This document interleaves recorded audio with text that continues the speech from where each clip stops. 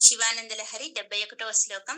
ఈ శ్లోకంలో చక్కగా ఆదిశంకరాచార్యులు వారు మోక్షం అనే రాజ్యాన్ని, ఆ రాజ్యలక్ష్మిని మన మనస్సులో ఎలా సుస్థిరం చేసుకోవాలి అనే దానికి చక్కటి మార్గాన్ని చూపించారు. మరి ఆ మార్గం ఎలా ఉంది అనేది ఒక చిన్న కథ ద్వారా తెలుసుకుందాం మనం. అంటే రాజులు శత్రురాజుల మీద దాడి చేసి చక్కటి రాజ్యాన్ని స్థాపించుకుంటున్నారు. మనం మనలో ఉన్న శత్రువుల మీద దాడి చేసి మోక్షం అనే రాజ్యలక్ష్మిని సుస్థిరం చేసుకోవాలి అని చెప్తున్నారు. దానికి బాణాసురుడి కథ మనకు చిన్న ఉదాహరణగా తెలుసుకోవచ్చు ఇక్కడ. ముందుగా కథ తెలుసుకుందాం. ఆ కథ ఏంటో. మనకు బాణాసురుడు అంటే తెలుసు. ఎవరతను? ప్రహ్లాదుడి యొక్క మనవడు. అంటే బలిచక్రవర్తి అంటే వామన అవతారంలో వచ్చి బలిచక్రవర్తిని పంపించేశాడు కదా ఆయన. బలిచక్రవర్తి వెళ్ళిపోయిన తర్వాత ఆ శోణితపురం అనే పట్టణాన్ని, అనే రాజ్యాన్ని బాణాసురుడు అనే రాజు పరిపాలిస్తున్నాడు.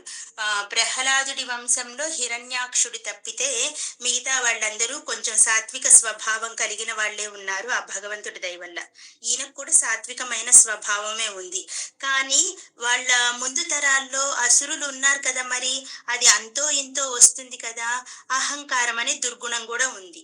అదేంటో చూద్దాం మనం. ఈ బాణాసురుడు ఏం చేశాడు? శివుడికి గొప్ప భక్తుడు అనమాట ఈ బాణాసురుడు. శివుడు కోసం గొప్ప తపస్సు చేశారు ఈయన. తపస్సు చేయగానే శివుడు ప్రత్యక్షమై ఏం కావాలి అని అడిగారంట. అడగగానే నాకు 1000 బాహువులు కావాలి అని అడిగారు. సరే తదాస్తు అన్నారు. చక్కగా ఆ 1000 చేతులు పెట్టుకున్నాడు ఆయన. ఆ 1000 చేతులతో శివ పూజ చేస్తున్నాడు. అంతా బాగానే ఉంది. ఇంకా శివుడికి అసలుకి సామవేద ప్రియుడు కదా ఆయన. నాట్యమన్నా గానమన్నా మహా ఇష్టం. ఈయనేం చేశాడు? ఈ 1000 చేతులతో కూడా నాట్యం కూడా నేర్చుకున్నాడు. నాట్యంతో పాటు 1000 చేతులతో హావభావాల్ని ప్రకటించటం అనే విద్యని నేర్చుకొని అది శివుడు ముందు చేసి చూపించి శివుడి యొక్క మెప్పు పొందాడు. శివుడు మెచ్చుకొని, నాయనా నువ్వు చేసిన నృత్యం నాకు చాలా ఆనందాన్ని కల్పించింది. నీకు ఏం కావాలో ఒక వరం కోరుకో అన్నారంట. అనగానే ఈయనేమన్నాడు వెంటనే, స్వామి నిజంగా మీరు సంతోషించినట్లయితే నాకు ఒక చిన్న కోరిక ఉంది. అది తీర్చగలరా అని అడిగితే, ఏంటో చెప్పు నాయన అంటే, మీరు మీ కుటుంబంతో సహా వచ్చి నా రాజ్యంలో ఉండిపోవాలి. నాకు ఎవరైనా శత్రురాజులు వచ్చి నా మీద దాడి చేస్తే నన్ను కాపాడాలి అని అడిగారంట. ఇంకా మాట ఇచ్చినాక తప్పుతుందా? బోలాశంకరుడు కదా మరి, ఇచ్చేశాడు, తప్పదు. ఇంకేం చేస్తాడు? తన కుటుంబంతో సహా కైలాసం వదిలి ఈ శోణితపురం అనే పట్టణంలో వాళ్ళింట కొలువై ఉన్నాడు శివుడు. శివుడు వచ్చాడు కదా అని ఈయనేం తక్కువ చేసి చూడలేదండి. చక్కగా శివుడికి రోజు సపర్యలు చేసుకుంటున్నాడు, శివనామ స్మరణ చేస్తున్నాడు, అభిషేకం చేస్తున్నాడు, చక్కగా పూజించుకుంటున్నాడు. ఈ క్రమంలో ఆయనకి ఒకరోజు అహంకారం అనేది తలెత్తింది. ఎత్తి అలా పైలోకంలోకి వెళ్ళి, దేవతలుండే లోకంలోకి వెళ్ళి దేవతలందరినీ ఒకసారి చూసి వచ్చాడు. నాతో సరి సమానంగా యుద్ధం చేయగలిగిన వీరుళ్ళు ఎవరైనా ఇక్కడ ఉన్నారా అని ఒకసారి చూసుకొని వచ్చాడు. వైకుంఠంలో లేరు, ఇంకా అక్కడ బ్రహ్మలోకంలో లేరు, ఇంద్రలోకంలో లేరు, ఎక్కడా లేరు అని నిర్ణయించుకొని వచ్చి అహంకారంతో వీగిపోతున్నాడు. ఈయనకేంది, నా ఈ 1000 బాహువులతో యుద్ధం చెయ్యాలి అని ఒక గొప్ప కోరిక ఉంది. కోరిక కలిగింది కదా. వెంటనే శివుణ్ణి ఒక రోజు అడిగాడు, స్వామి స్వామి నాకు ఒక కోరిక ఉంది అంటే, ఏంటి నాయన అంటే, ఇట్లా నాకు నాతో సమానమైన వీరుడితో యుద్ధం చేయాలనుంది. నేను ఈ త్రిలోకాలు సంచరించి వచ్చాను. నాకు అలాంటి వీరుడు ఎవరూ కనిపించలేదు మీరు తప్పితే. ఎందుకంటే ఎవరిని యుద్ధానికి పిలిచినా నా మీదకి రావడంలా. ఎందుకు? శివుడు వచ్చి వీళ్ళింటన కొలువై ఉన్నాడు. ఇంకా ఏం చెప్పాడు? శత్రురాజులు ఎవరైనా దాడి చేస్తే నీకు రక్షణనిస్తాను అని అభయం ఇచ్చాడు. కాబట్టి నాతో యుద్ధానికి ఎవరు రావడం లేదు. నేను పోని దేవతల మీదకు యుద్ధానికి వెళ్దామంటే నాతో సమానమైన పరాక్రమం వాళ్ళకుందని నాకు అనిపించటం లేదు. నాతో సమానమైన పరాక్రమం మీలో ఉందని గమనించాను నేను. నాకు యుద్ధం చేయాలనే కోరికను మీరా తీర్చాలి అనగానే, ఆహా నీలో అహంకారం ఇలా చెలరేగుతుందా అని శివుడు ఆలోచించి, నాయనా అలాగేనైనా నీ కోరిక తీరుతుంది. నీతో సమానమైన పరాక్రమం కలిగిన వాడు ఒకడున్నాడు, వస్తాడు. అతనితో అప్పుడు అతను వచ్చినప్పుడు అతనితో యుద్ధం చేద్దువు. కంగారు పడకు, నిదానంగా ఉండు అని చెప్పాడు. మరి అతను వచ్చినప్పుడు, అతను వచ్చాడని నాకెలా తెలుస్తుంది స్వామి అని అడిగాడంట. మంచి ప్రశ్న వేశావు. నీ రాజ్యంలో వాళ్ళ రాజ్యంలో ఒక ధ్వజస్తంభంలాగా ఎత్తుగా ఒక కర్రుందంట. ఆ ధ్వజస్తంభం లాంటి కర్ర అతను వచ్చినప్పుడు కింద పడిపోతుంది. అతను నీ మీద పరాక్రమవంతుడు వస్తున్నాడు అని తెలిసినప్పుడు అది కింద పడిపోతుంది. నీకదే గుర్తు. అప్పుడు ఆ పరాక్రమవంతుడితో నువ్వు యుద్ధం చేద్దువుగానిలే, తొందరపడబాకు, కంగారు పడబాకు అన్నాడంట. సరే అని ఈయన చక్కగా శివ పూజ చేసుకుంటూ, ఈయనకేమో ఈ తృష్ణ ఎక్కువైపోయింది. యుద్ధం చెయ్యాలి, చెయ్యాలి. ఆ పరాక్రమవంతుడు ఎవరో వాడిని గూడా ఓడించి, నా కీర్తి ప్రతిష్టలు నలుదిశలా వ్యాపింపజేసుకోవాలని అహంకార పూరిత కోరికనమాట ఇది.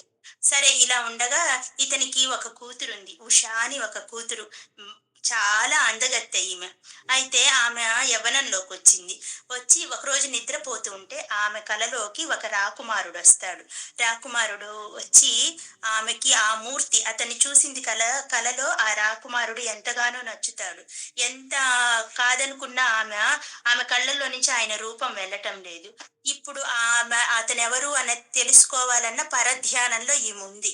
ఈమె దగ్గర చెలికత్తెలుంటారు కదా! రాజకుమార్తె దగ్గర. ఆ రాజకుమార్తె దగ్గర చెలికత్తె ఎవరు? ఈ బాణాసురుడి దగ్గర మంత్రి ఒకాయనుండేవారు. ఆయన కూతురు చిత్రలేఖ అనే ఆవిడ ఈ అమ్మాయికి చెలికత్తె. రాజకుమార్తెకి చెలికత్తె. ఈ అమ్మాయికి ఏం తెలుసు చిత్రలేఖకి?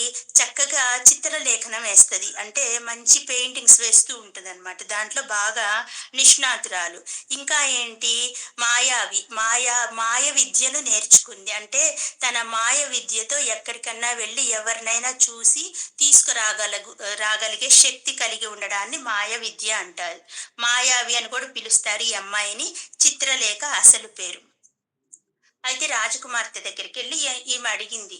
"ఏంటమ్మా మీరు ఇట్లా దిగులుగా ఉన్నారు ఉషా? మీ దిగులుకి కారణం ఏంటో నాకు చెప్పండి" అనగానే, "నాకు కలలో తరచుగా ఒక రాకుమారుడు కనిపిస్తున్నాడు.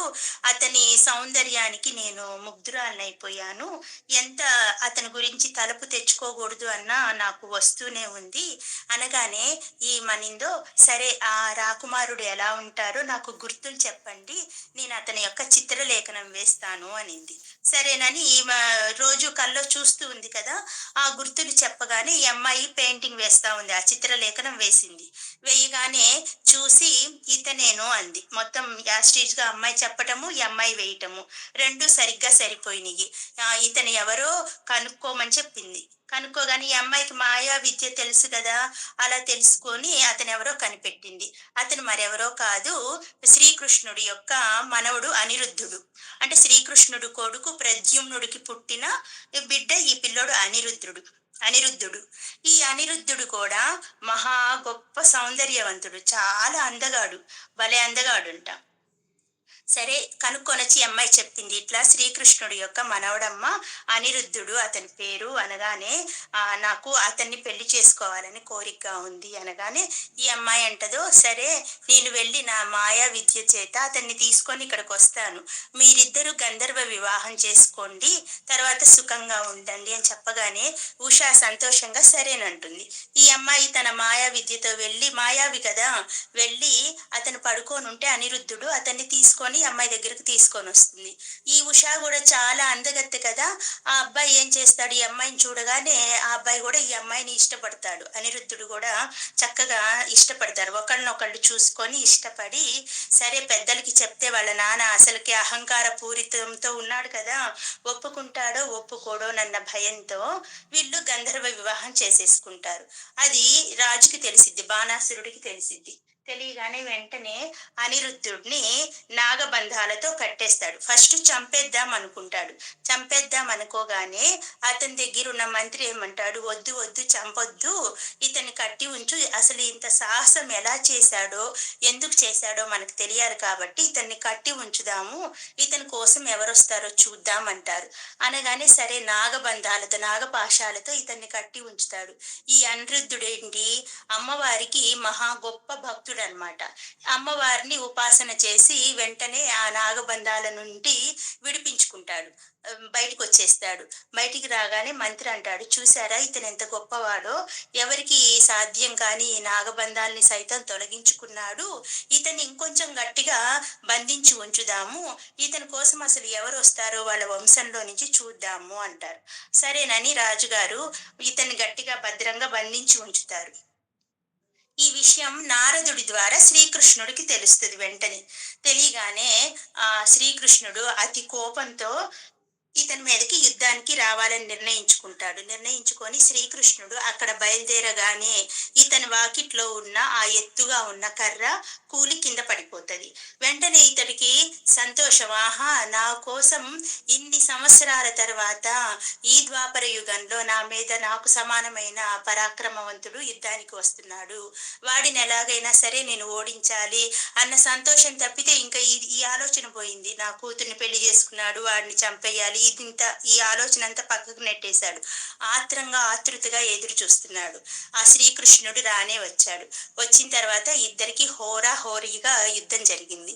శ్రీకృష్ణుడు ఏం చేశాడు, ఇతని యొక్క అన్ని చేతులు నరికేశాడు. ఇంకా 4 చేతులు ఉంచాడు. 4 భుజాలు ఉంచగానే వెంటనే శ్రీకృష్ణుడికి బాణాసురుడికి మధ్యలో శివుడు ప్రత్యక్షమయ్యి, "ఆగు కృష్ణ, నువ్వు ఆగు, ఇంకా అతన్ని ఏం చెయ్యకు.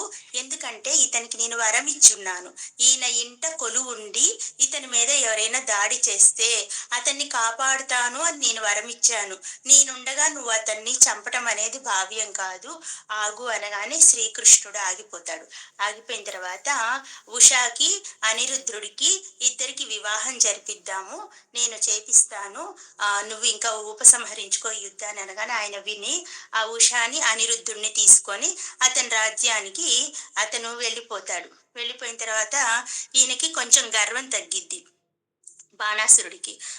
నన్ను కాపాడినందుకు థ్యాంక్స్ స్వామి అని ధన్యవాదాలు చెప్పుకుంటాడు శివుడికి.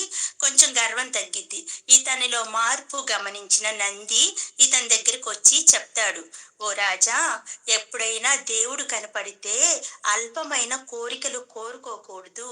సుస్థిరమైన మోక్షం కోసం నువ్వు ప్రార్థించాలి గాని స్వామివారిని అల్పమైన తుచ్చమైన కోరికలు కోరుకుంటే ఇలాగే ఉంటది. నీకు ఎంత అవకాశం ఇచ్చాడు భగవంతుడు, 3 సార్లు నీకు వరాలు ఇచ్చాడు. తను నేరుగా కైలాస పర్వతాన్ని వదిలే నీ ఇంట కొలువున్నాడు. అలాంటప్పుడు నువ్వు కోరుకోవలసిందేంటి? నీ పరాక్రమానికి ఇంతటి పరాక్రమాన్ని ఇచ్చింది నీకు శివుడే. ఆ పరాక్రమానికి సమానమైన వాడిని వెతికి పట్టుకొని యుద్ధం చేయడం నీకు అవసరమా? కాదు.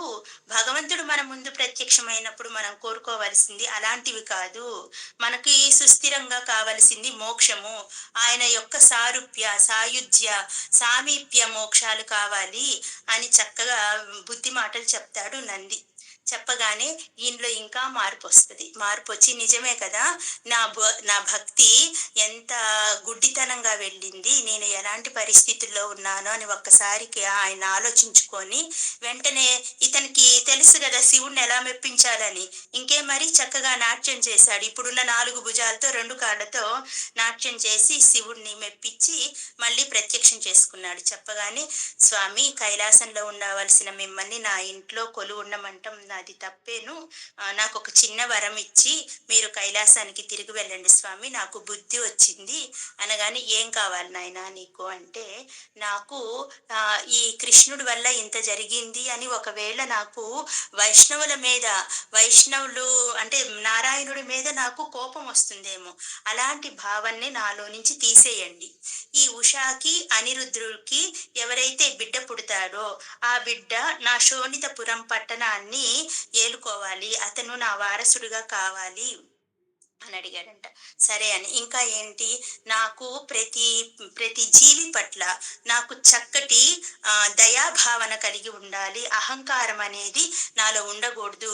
కామము, క్రోధము, లోభము, మదము, మాత్సర్యము, మోహము, ఈ అరిషడ్ వర్గాలు అనే గుణాలు ఏవి నన్ను ప్రభావితం చేయకూడదు" అంటే, "దానికి తదాస్తు" అన్నారంట. "ఇంకొక వరం కూడా కావాలి స్వామి. మీ యొక్క కైలాసంలో ప్రమదగణాలకి అన్నిటికీ కాకపోయినా కొన్నిటికైనా సరే నాకు గణాధిపత్యాన్ని ఇవ్వండి" అని అన్నాడంట. అన్నాడంట. అలాగే సరే అన్నాడంట. చివరికి అంత్య సమయంలో ఈయన శరీరాన్ని వదిలేసిన తర్వాత ఈయనకి ముక్తి వచ్చింది కదా! ఆ ముక్తితో పైకెళ్ళాడు కదా! ఈయన అక్కడ కైలాసంలో మహాకాలుడు అనే పేరుతో కొద్ది గణాలకి శివగణాలు చాలా ఉంటాయి గదా! వాటిట్లో కొద్ది గణాలకి గణాధ్యక్షత వహించాడంట. అలా సుస్థిరంగా దగ్గర శివ సామీప్యంలో ఆయన అలా ఉండిపోయాడు. గణాలకి అధ్యక్షత వహిస్తూ మహాకాలుడనే పేరుతో. అలాగా మనకు ఈయనేం చెప్తున్నారు ఆది శంకరాచార్యుల వారు, మనం కూడా చక్కటి ధనస్సును రెడీ చేసుకొని, దానికి పంచాక్షరి అనే బాణాన్ని కూర్చుకొని, శివుణ్ణి మంత్రంగా చేసుకొని, మనస్సులో ఉన్న కోరికల్ని నశింపచేసుకుంటే మనకు మోక్షము సుస్థిరంగా లభిస్తుంది అని చెప్తున్నారు. ఓం నమ శివాయ.